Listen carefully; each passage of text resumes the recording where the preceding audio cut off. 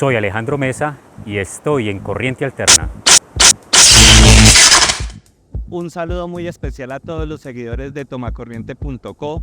Hoy nos encontramos desde el municipio de Santa Rosa de Cabal, acá en Risaralda, un municipio, uno de los principales municipios del departamento, con una tradición cafetera reconocida a nivel nacional por su gastronomía y por todo lo que ha sido en trabajo en guadua y en madera. Hoy tenemos un capítulo nuevo de Corriente Alterna y tenemos un invitado muy especial, Alejandro Mesa. Alejandro es maestro, artesano y el coordinador de Pacto Histórico acá en el municipio. Alejandro, bienvenido. Muchas gracias, Omar. Es un placer para mí compartir hoy en Corriente Alterna. Alejandro, tenemos conocimiento desde Tomacorriente que hay una iniciativa que se viene movilizando acá en el municipio que tiene que ver con la identificación de las problemáticas principales, con el control político y que ha venido siendo impulsado por Pacto Histórico. Quisiera que nos contara cómo va la coalición de Pacto Histórico acá en el municipio y cuáles son esos desafíos a los que se viene enfrentando. Gracias, Omar.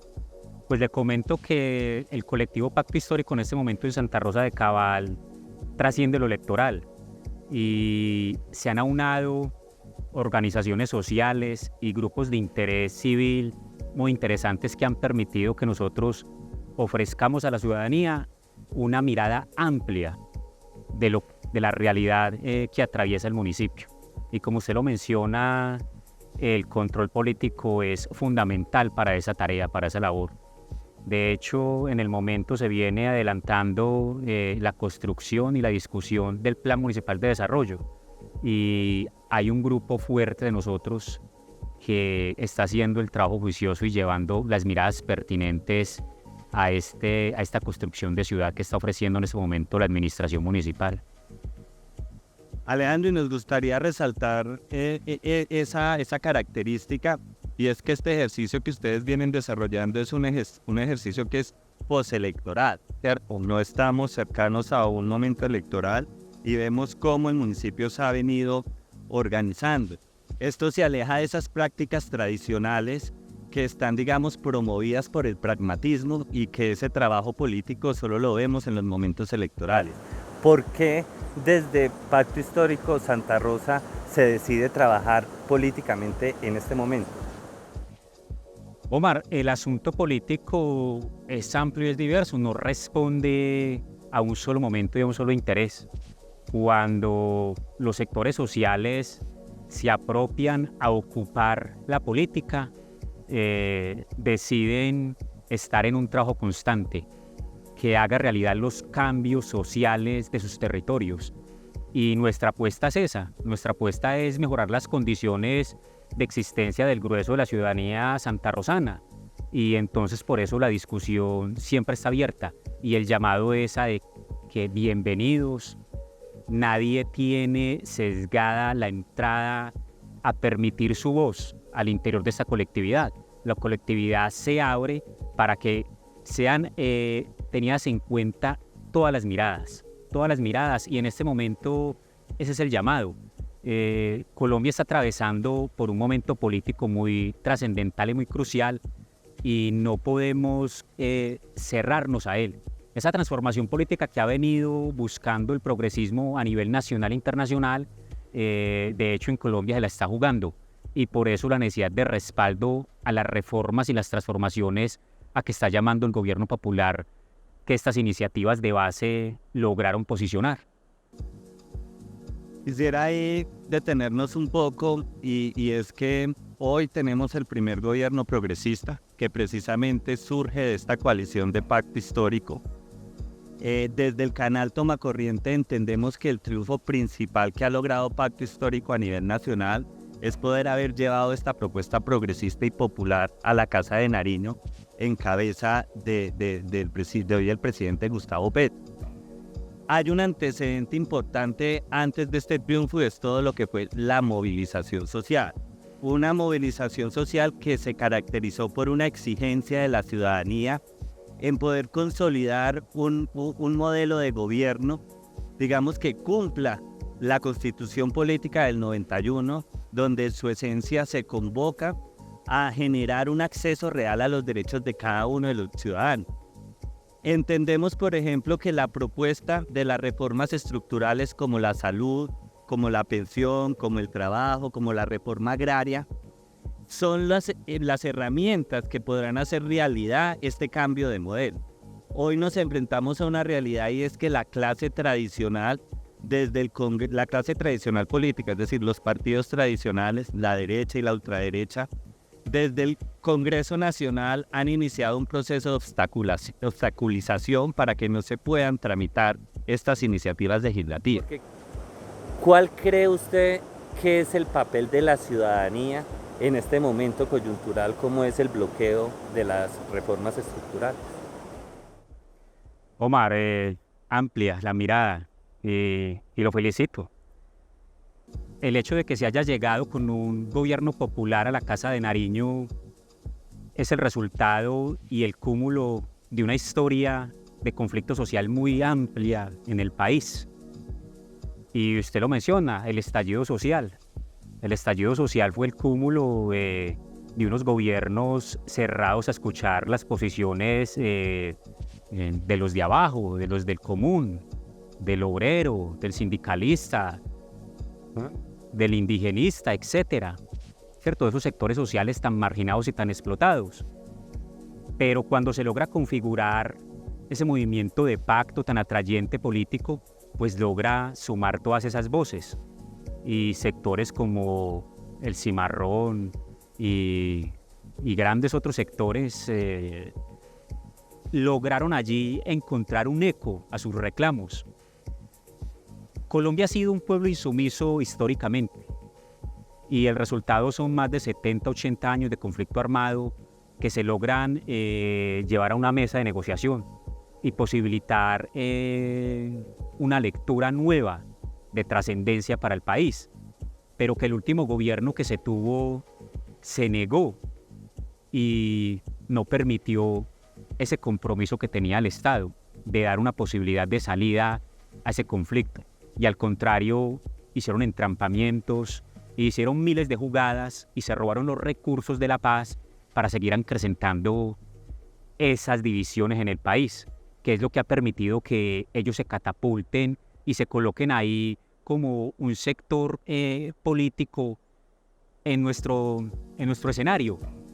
Pero resulta que más allá de eso hay una necesidad de paz, hay un reclamo fundamental de bienestar y de buscar transformar, como usted lo menciona, a través de unas reformas que son el cúmulo, nuevamente insisto en ello, de los reclamos sociales. Una ley 100 que no ha sido resuelta y que ha sido el problema, y por eso la necesidad de que se pronuncie la Corte Constitucional para dar respuesta a la cantidad de tutelas reclamando servicios de salud contemplados en la misma ley, pero que las EPS no atienden y se niegan a cumplir. Una ley laboral que en las últimas 3 décadas se vino cercenando los derechos ya ganados de los trabajadores, pagos de horas extras, reconocimiento de dominicales y prestaciones como su salud, como sus mismas vacaciones, por decir lo mínimo. Y la ley principal, que es la reforma rural integral, se le apuesta a ella porque es uno de los determinantes sociales de la violencia y del conflicto en el país. Entonces, por eso la apuesta está en dar titularidad, dar apoyo a la organización campesina, a las mujeres víctimas del conflicto. Entonces, cuando usted menciona de que hay sectores que no lo permiten y que no se trascienden un Congreso de la República, es porque en ese afán nuestro conciliador y de permitir esas voces, ellos no están en ningún momento permitiendo que se dé la posibilidad de esas reformas. Entonces obligan a que el movimiento social nuevamente se empodere, se tome las calles y hable del respaldo necesario que se requiere. No podemos seguir siendo sordos a esos reclamos.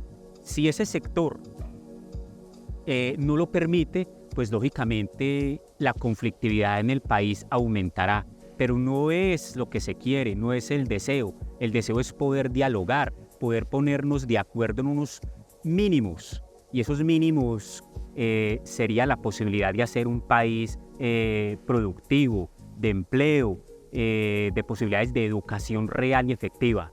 Ahorita se van a seguir discutiendo estas reformas. El hecho de que se estén negando en el Congreso no significa que es que el pueblo no las requiere o las necesita.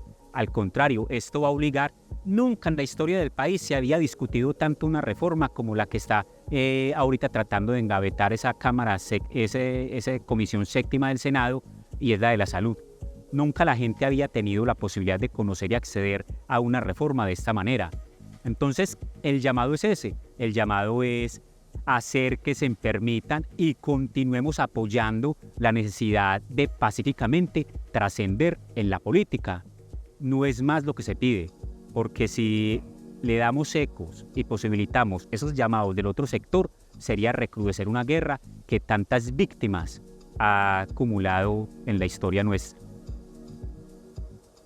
Lo señalabas bien de lo que ha sido, digamos, como la negación de los derechos históricos en Colombia, el incumplimiento a los acuerdos de paz por el anterior gobierno, y hoy pues la negativa de esa élite tradicional a no permitir pues el avance de esta reforma.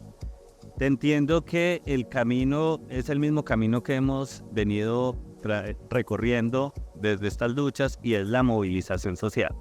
Es nuevamente hacernos visibles en la calle, en una apuesta a tratar de apoyar y convocar a que esta clase dirigente finalmente cumpla su tarea constituyente, y es legisle y permita la reforma. Por lo que dices y por lo que venimos hablando, pues es fundamental para poder consolidar este proyecto, porque se logró llegar a la presidencia de la República. Consolidar ese proyecto de país exige de la participación política, social y comunitaria, ¿cierto? ¿Cuáles son entonces esas metas, esos nuevos desafíos que particularmente acá en Pacto Histórico vienen discutiendo? Ahora nos señalabas que están trabajando el tema del control político, ¿cierto?, en el municipio. Y también entiendo que hay una iniciativa de tratar de consolidar, digamos, un bloque, un grupo amplio de sectores progresistas en la defensa del gobierno y en la continuidad de lo que se viene como proyecto político. Cuéntanos cuáles serían esas tareas puntuales, esos desafíos puntuales desde el territorio.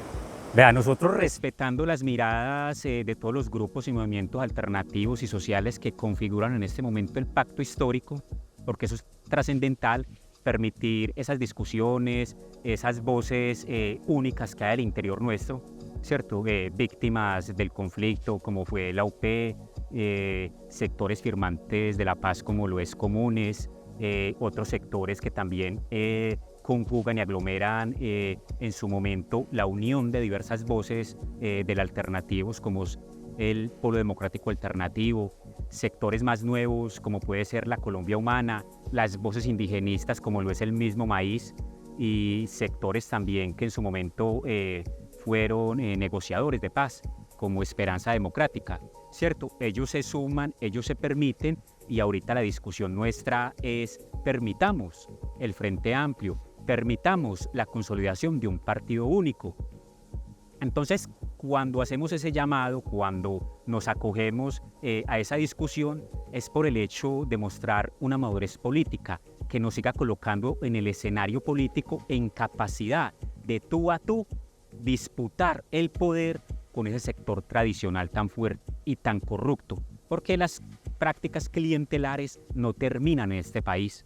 Entonces, este sector fuerte, alternativo, progresista, lo que hace es un llamado a posibilitar, a través de la conjugación de las voces y de los diferentes liderazgos que tenemos en ese variopinto tan amplio que es nuestro sector político, porque hay otras fuerzas que se nos están sumando, como es el Partido Comunista, como es el PTC, etcétera. Ellos llegan es para seguir sumando a ese caudal de voces que reclaman la posibilidad de un cambio auténtico, y lo estamos viviendo y sufriendo en este momento en el espectro político colombiano.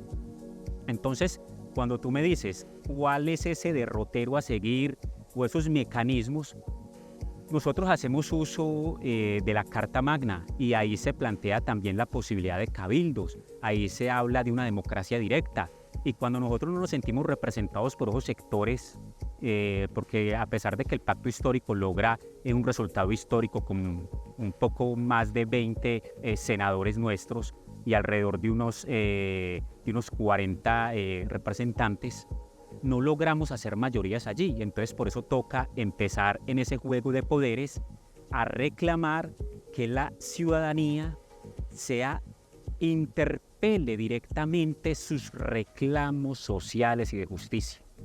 Y ahí se está planteando la necesidad en este momento de que hayan unas voces de interlocución directas con las bases. Las bases somos las que estamos llamando en este momento a una nueva reconfiguración de ese entramado político y que ojalá se permita y se esté dando.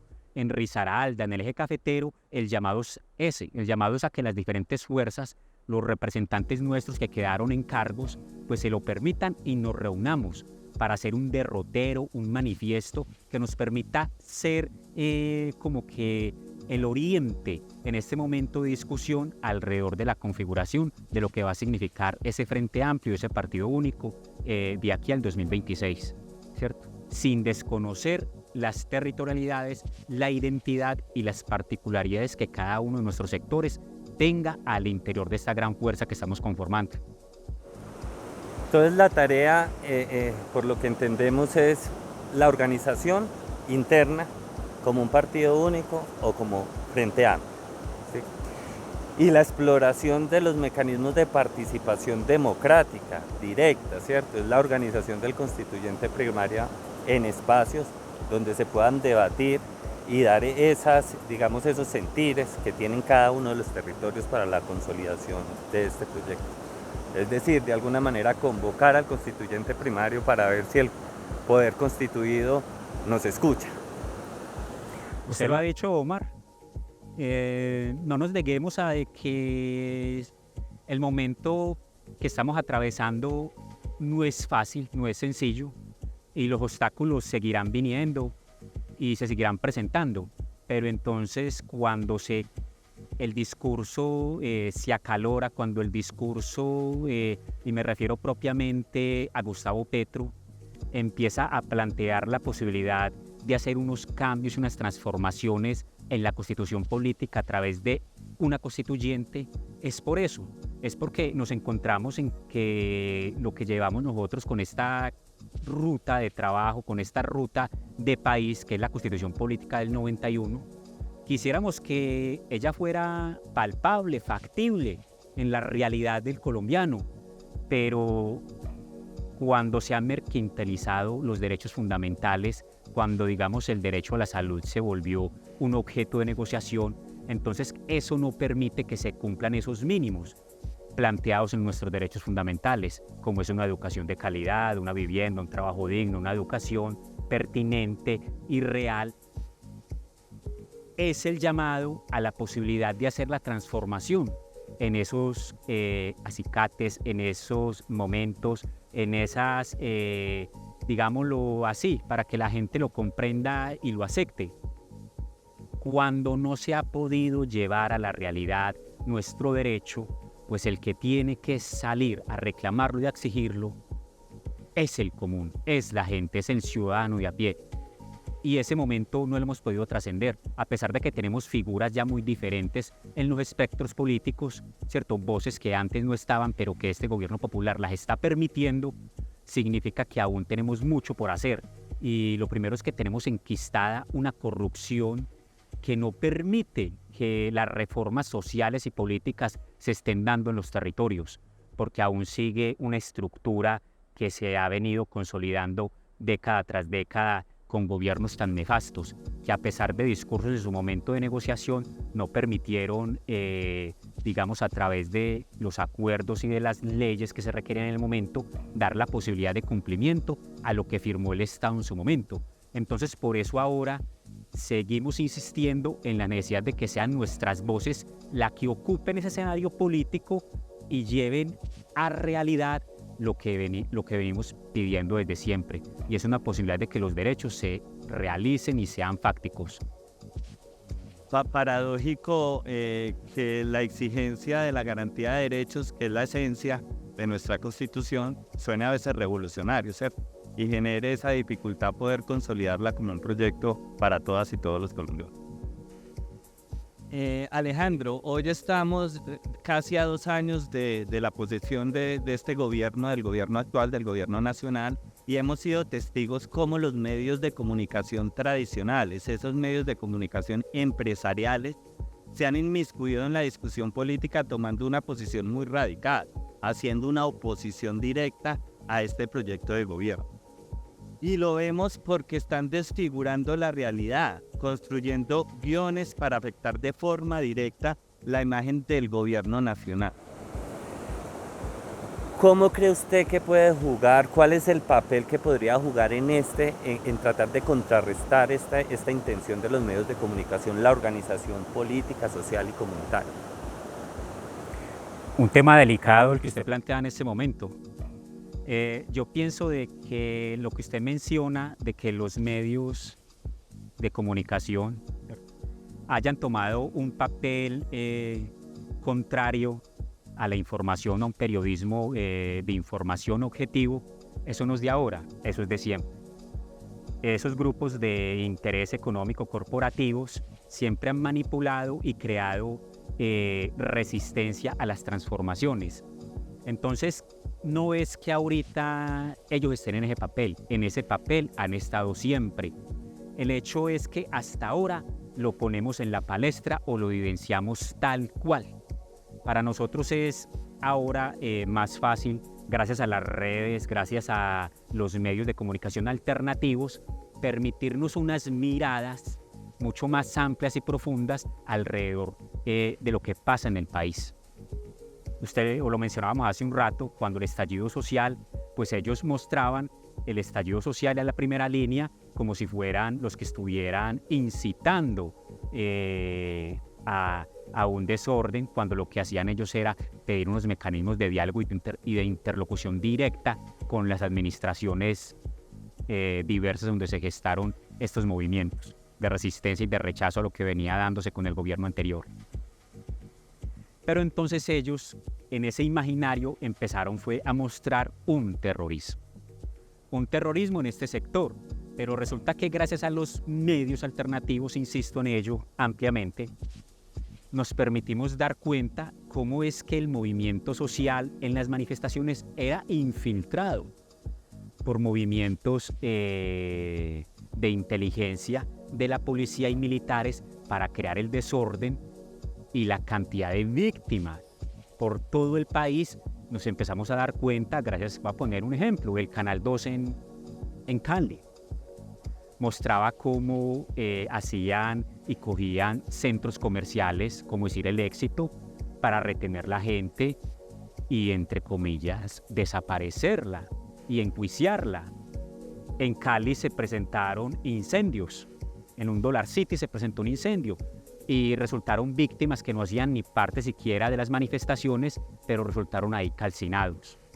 En video nos dábamos cuenta cómo llegaban a sectores populares, a barrios, a echar gases lacrimógenos en casas y en lugares de gente que no estaba haciendo parte de las manifestaciones en ese momento.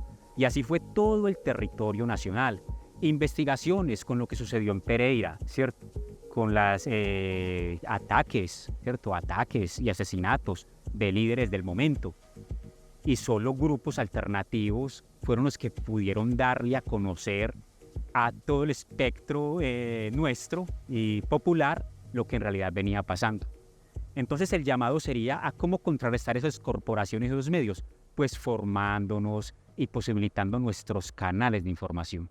Y por eso aplaudo esta apuesta, porque hace parte de esos nuevos lenguajes que reclama la gente y que son a los que nosotros debemos hacer eco y de los cuales debemos prestarnos para que la gente tenga la posibilidad de debatir y de llevar a su casa, a su trabajo, a su medio de trabajo, la posibilidad de discutir algo diferente a lo que están mostrando las grillas de televisión en este momento. Entonces, si continuemos, que los canales comunitarios sea una política, que los canales comunitarios vuelvan a operar en el país y tengan las voces de toda la mirada, de todos los sectores, de todas nuestras comunas, para que se puedan empezar a tejer unos diálogos diferentes alrededor de lo que es la realidad en nuestro país. Entonces el llamado es ese: sigamos apostándole a los medios alternativos y posibilitemos una discusión cada vez más amplia con todos los sectores. Y nos sumamos ¿a qué? A que no copemos esos espacios, al contrario, posibilitemos y creemos los nuestros. Esa sería la única manera en este momento de contrarrestar un poco esa desinformación tan enorme que se viene presentando desde esos medios tradicionales. Bueno, Alejandro, para terminar, pues agradecerle que haya estado acá en el espacio. Nos gustaría que le mandara pues como un mensaje a los seguidores de Corriente Alterna y de Toma Corriente acá en el municipio de Santa Rosa, y que les pueda decir también cómo pueden vincularse en estos procesos políticos que se vienen desarrollando acá en el municipio. Muchas gracias, Omar. De nuevo, muy complacido pues por hacer parte de este espacio. Toma Corriente, Corriente Alterna, pues como lo indican, nos energizan, nos llenan de positivismo y nos dan una posibilidad de llegar a otros sectores, ¿cierto? Y cuando el santarrosano, cuando el risaraldense tiene inquietudes de su barrio, tiene inquietudes de cualquier índole, políticas, pues súmese a cualquiera de los grupos alternativos que nosotros estamos representando y permítase llevar esas inquietudes, que por mínimas que puedan ser, podrían trascender en el cambio sustancial de lo que requiere su entorno. En Santa Rosa de Cabal hay un espectro amplio y muy diverso que está empoderado en este momento y llevando discusiones a instancias interesantes. Funciona la Mesa Pública de Salud, funciona la Mesa Agraria y Campesina, está funcionando la Mesa de Educación en el municipio, y todas ellas están haciendo trabajos importantes. En este momento estamos realizando unos cursos de capacitación los días jueves en Confamiliar, en el cual hay un espectro político, hay un espectro social, que es la organización de mesas interdisciplinaria, que está llegando con un curso de formulación de proyectos comunitarios, en el cual se abre el abanico a cualquier persona interesada. ¿Para qué? Para que incida de manera positiva, nuevamente insisto, en su comunidad. Entonces, el pacto histórico se reúne periódicamente, cada 15 días nos venimos reuniendo. Busquen los liderazgos, busquen gente cercana y bienvenidos. Todos pueden sumarse, porque en este momento cualquier apoyo, cualquier mirada permite en este momento empezar a llevar ese mensaje de unidad, ese mensaje de fortalecimiento que requiere todo el espectro político alternativo en el país, porque no podemos dar cabida a que nuevamente se tomen el poder los sectores que tanto daño y tantas víctimas han causado en este país. Somos nosotros los llamados a liderar, porque en este momento tenemos todo dado para que sea la posibilidad del continuismo del poder y el progresismo el que dé los cambios que reclaman los sectores populares del país. Entonces, bienvenidos a estos debates, a estos encuentros en los cuales siempre saldrán fortalecidos y se darán cuenta de que lo que está sucediendo en Santa Rosa de Cabal trasciende y está sucediendo en diferentes municipios y comunidades a lo largo y ancho del país. Y muchas gracias, Omar, por esta invitación. Bueno, Alejandro, muchas gracias nuevamente por estar acá en Corriente Alterna. Invitar a todos nuestros seguidores a que entren a nuestro canal de YouTube, a nuestras redes sociales. Nos encuentran en Instagram, en X, en Facebook. Le den me gusta, compartan el contenido, porque es de la única manera que podemos hacer que estos espacios alternativos puedan tener un eco en la comunidad general.